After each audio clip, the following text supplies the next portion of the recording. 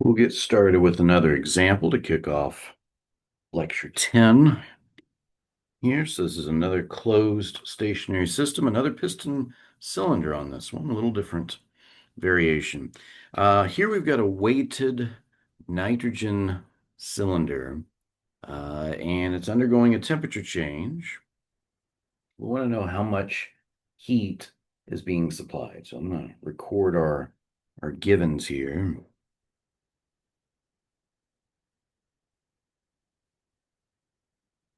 Example problem. Record given information. I've got nitrogen. I call that N2. It's a diatomic gas. Got nitrogen. It's going through a temperature change from 600 Kelvin to 1000 Kelvin. And then it's a weighted piston cylinder. That means I will often say, what are those adjectives telling you? The weighted piston, if I've got a weighted piston, that means we've applied a constant amount of weight, a certain amount of weight to this piston. And so we basically stack something large up here, and that weight is going to get distributed across this area to cause a constant pressure, reasonably constant pressure throughout the nitrogen contained in here. And we're going to supply heat to this thing. And that's what we're after, is if I build some kind of a fire down here, pouring heat into this cylinder, it's going to heat it up, cause the temperature to increase, cause the temperature to change. And there's a little message here that says, remember the volume changes. Remember the volume changes. Okay, so we are trying to find Qn, is what we're after here. I'm going to stop share for the moment. All right, and here's where I would ask the class and wait until I get a response. Okay, what's a good tool we have for finding an unknown heat transfer? And the hope is very rapidly this is becoming a gag reflex. The answer should be first law. At least that's one of our main tools for finding any unknown energy quantity right now. So this one's no different. We've talked about how do I write a first law equation? We said, well, the simplest thing is to just draw your system. Draw your system. So I got a piston here. We've already said that there's heat in. That's what I'm looking for. We said the volume changes. Don't forget that. It's a piston cylinder. Normally, if there's a piston cylinder, that's a generic system where the volume can change. Anytime the volume changes, there's going to be a boundary work term. So I've got a boundary work term I need to keep track of. It's pretty common for a piston cylinder. It's going to have to be a weird piston cylinder where they're holding the volume constant for there to be no boundary work. So I've got two energies there. I don't see anything else doing work to this. If I'm looking for the heat in, I'm not going to worry about the heat out. I'm going to say, let's find the net heat in, the difference between the heat in and the heat out. So I'm just going to look for heat in. I don't see anything else doing work here. So there's no electricity. There's no force being applied other than the boundary work itself. So the first law looks like this. Add the ins, subtract the outs. Q in minus the boundary work out. That is the left-hand side of the first law equation. And it's a closed stationary system. Yeah, the top is moving, but not so much that it's really going to change kinetic or potential energy. That's the first law. Again, this is normally the first law, getting the first law right. You want to get practiced and really good at doing that. And that's something we're going to do throughout the semester. We're going to continue to practice and get better at it throughout the semester. Now, problem solving says, okay, now I've got a law or rule or a relationship, an equation. How many unknowns do I have? Well, I don't know the mass. Okay. I don't know Qn. That's what I'm looking for. And I don't know the boundary work. So I need to be able to figure these out. And then I've got these properties over here of the U values. Well, anytime you've got an unknown property, the first question is, okay, well, how do I find that property? Well, that depends on the substance. What is my substance? Well, it's nitrogen. It's an ideal gas. So I need to follow rules or laws or associations with an ideal gas. What are the rules for finding properties for an ideal gas, especially U, or in this case, delta U? Well, what you can do is you can say, well, you know what? Delta U can be approximated as C sub V delta T. That is one way we could go about finding delta U, and I know both temperatures. I also might have property tables for these. There's probably a property table for nitrogen.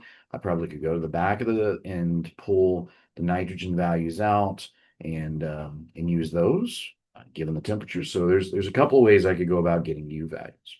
Again, I don't know the mass. Okay, we'll talk about what do I do with the mass in just a second. I'm looking for Qn. That means I need to try to figure out if I can quantify that boundary work somehow. Well, I'm going to need another rule, law, or expression to find this boundary work. Now this boundary work becomes my unknown that I've got to find before I can find Qn based on the first law. So what rule, law, relationship can I use to find the boundary work? Well, I've got the definition of boundary work. Boundary work is equal to the integral from V1 to V2 pressure with respect to volume, at least if I'm computing in the out direction. If I want to compute boundary work in the in direction, I flip the sign on this integral. I'll go from V1 down, from V2 up to V1. But that's not what I'm doing here. I'm looking for the boundary work out. So it's from V1 to V2 pressure with respect to volume. Notice the pressure is constant. So since P is constant, this is the simplest integral in my opinion. Integrating a constant, well, the constant comes out of the integral. Now I'm just integrating dV from V1 to V2. That just becomes delta V. The boundary work out becomes pressure times the difference between V2 minus V1. That's true if it's constant pressure. And since the mass is constant, it's a closed system, I can also factor that mass out of those total volumes. Okay. So I've got somewhat of a handle, or at least I don't know if that's helping. I mean, I don't know the pressure and I don't know these volumes. But there is something interesting happens we can talk about in a second. Well, actually, you know what? Let's just go ahead and plug this in up here and let's see what happens. Something really cool happens. So I'm going to solve for Qn, this top equation. I'm going to solve for Qn. I'm going to say Qn is equal to m delta U plus the boundary work out.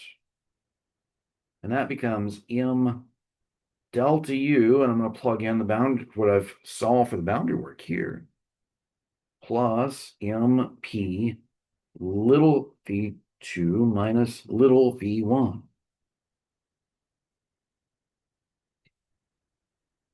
Now notice,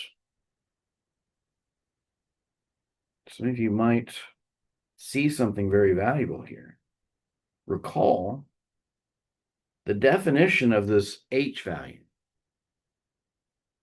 And here where I would normally pause in class and say, go figure this out. And here's where you might just pause the video and go look in your notes. See if you can remember how H has a definition, enthalpy. It's equal to something. See if you can go find that in your notes and bring it back. Go ahead and pause here. All right, you find it? It's back in like chapter 3. U is equal to the sum of, I'm sorry, H is equal to the sum of U plus the product of pressure and volume. So since that's the case, notice what happens here. Qn, if I rearrange this, if I distribute the mass here, and I can rearrange this is mass times U2 minus U1, and plus PV2 minus PV1, which is the same as, notice U plus PV is H. I can say this is mass times H2 minus H1.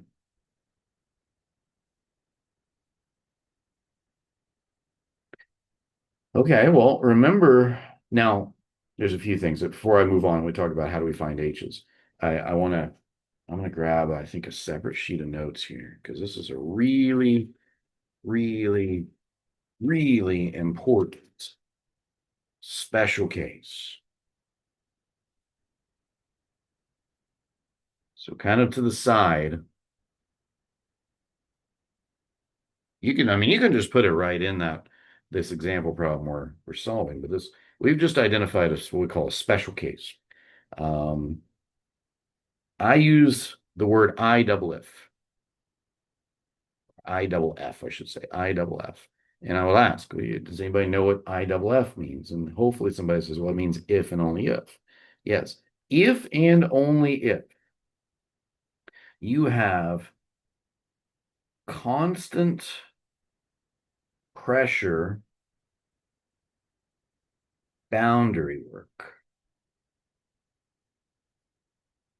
If and only if you have constant pressure boundary work, then you can take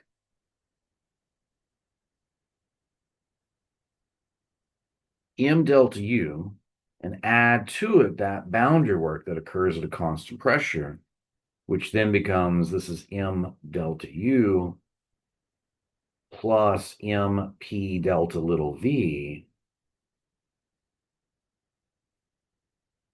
This ends up equaling M delta H.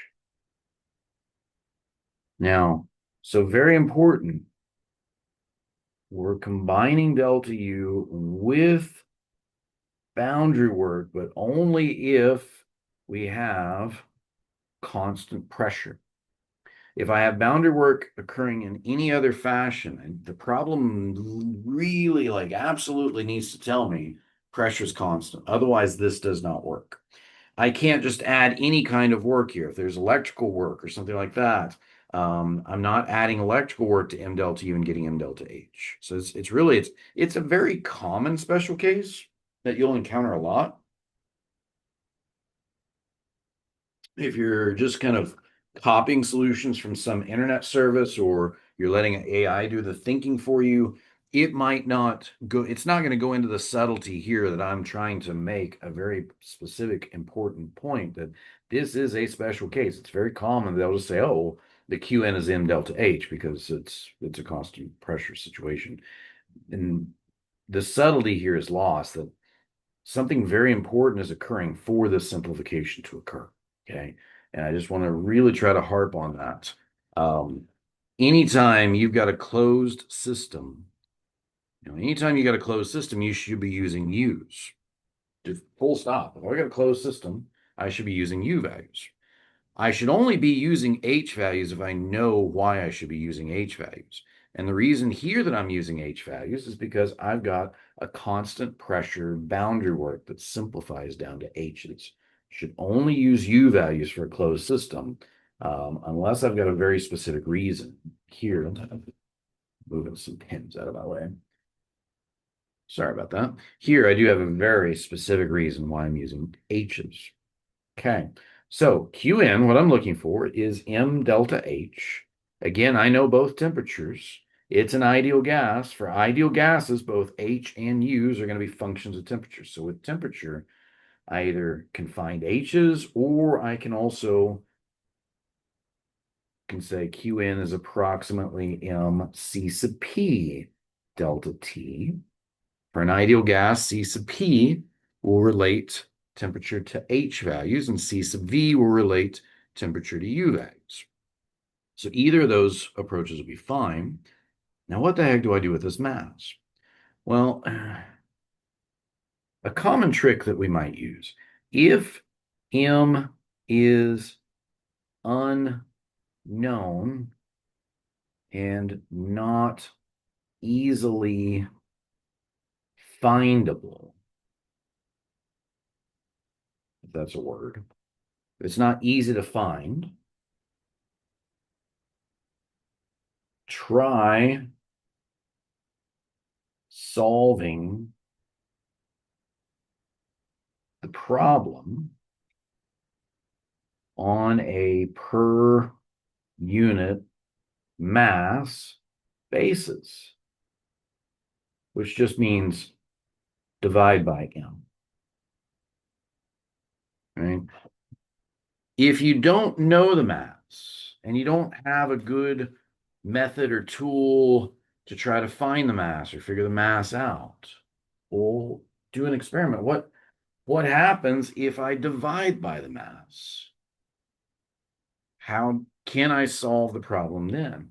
So now what I've got is little qn, which is big QN divided by mass. Again, the lowercase signifies that we're dealing with the lowercase, or I'm sorry, the mass specific version of a variable. All right, so this video is going to be a little longer than 15 minutes, and that's okay. So little qn is big Qn divided by mass, and that's just equal to delta H, H2 minus H1, which I'm just going to use C sub P, the specific heat, times the change in temperature is a good approximation. Now I need to use a good C sub P average, which means I need to know the fact that I've got nitrogen and I've got an average temperature of, well, that's 800 is halfway between 600 and 1,000. So I've got an average temperature of 800 kelvins. Those two allow me to find C sub P average, which I'm going to pause here and cue this up.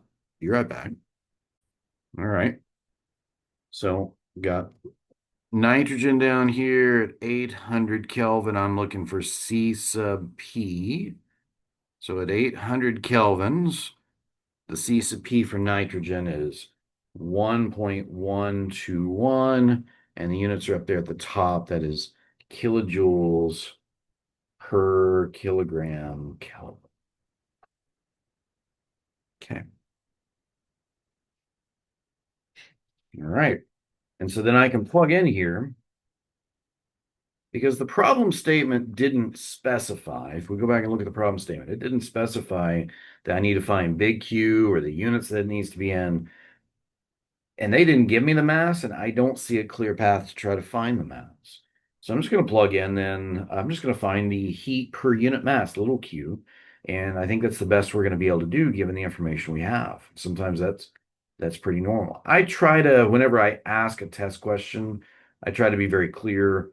Hey, find me the total heat transfer. And if I'm asked for the total heat transfer and I haven't given you the mass, then you ask me, hey, did you mean to not give us the mass? And I might say, well, actually, you have a way to find it. And in this case, we don't. We don't have a way to find it. So C sub P, we just agreed, is 1.121. Temperature is at T2, it's 1,000, and at T1, it's 600. Both of those are kelvins. And so that means little qn, I think I can do this in my head. It's going to be 400 times these numbers. 400 times those, so it's going to be 4, 4, 8, 4. I'm going to move the decimal place 200 because it's multiplied by 400. So it's 448.4. Units left are kilojoules per kilogram. And that, without the mass, is the best we're going to be able to do. Now, so here's the thing. If you solve the whole problem per unit mass, then it really, what you see there is it doesn't matter how big or small the system is. If I knew the mass, then I would just need to multiply by that number there by the mass to give you the total amount of heat transfer. Since I don't know the mass, this is okay as the problem is asked. They didn't give me the mass. I don't see a good way to find it. They've not specified what units it needs to be in. So I think we're okay here. All right, I'm going to stop this video there. It's a nice stopping place, and we'll pick up the next one.